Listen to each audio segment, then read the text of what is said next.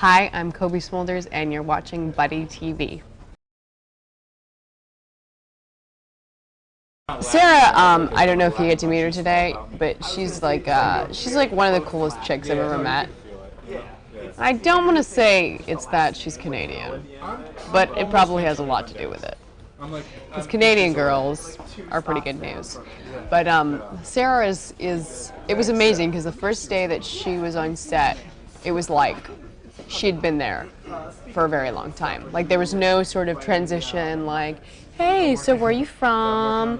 What are you doing? How's life? What's your story? Like it was just sort of like she was already very integrated with our group. And I've loved having her around. She's a ball, and she's really talented. And I think that her and Josh work really well together on the show too. Oh God! Don't put that kind of pressure on me. Right. This is Canada. Oh God! I hope it. You know, it's funny because to me, Canada and the States, other than, you know, legislature and government and stuff, and a lot of other things, it's very similar. Maybe it's just where I grew up. I grew up literally on the border, so there was a lot of back and forth, and we were right on the border to Seattle, so it's like you're on the border to an urban city, not like, you know, middle America.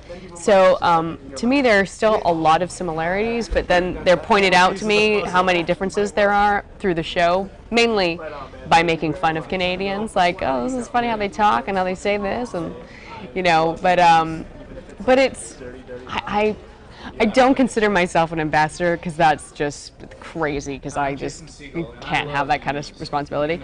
But I hope that people watch the show, and like especially Canadians, like sometimes I get nervous that like we're insulting them, or like that they're offended, but then I remember that Canadians, like the one thing that I love about growing up is like they don't take anything that personally.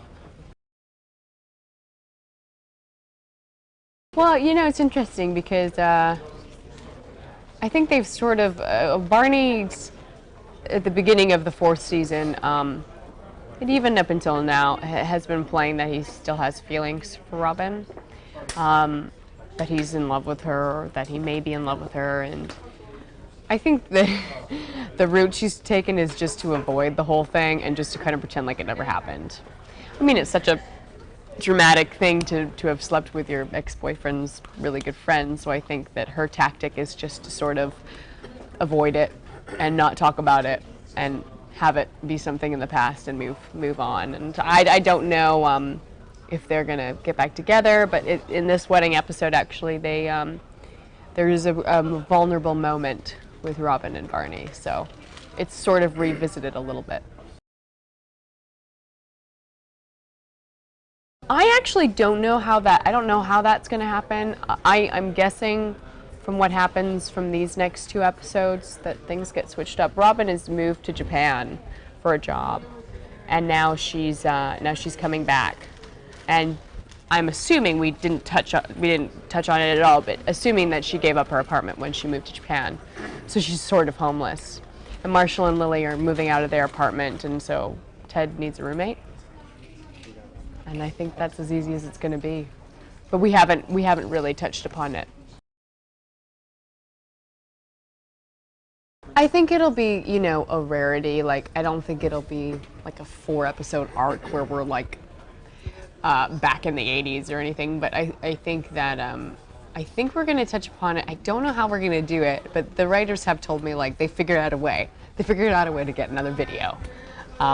Whether that actually happens, I don't know, but it's been my favorite thing to do on the show, and to be able to like get in a recording studio and like lay down a track, which is something like I would never do, is just really fun and kind of out of the box for me. So I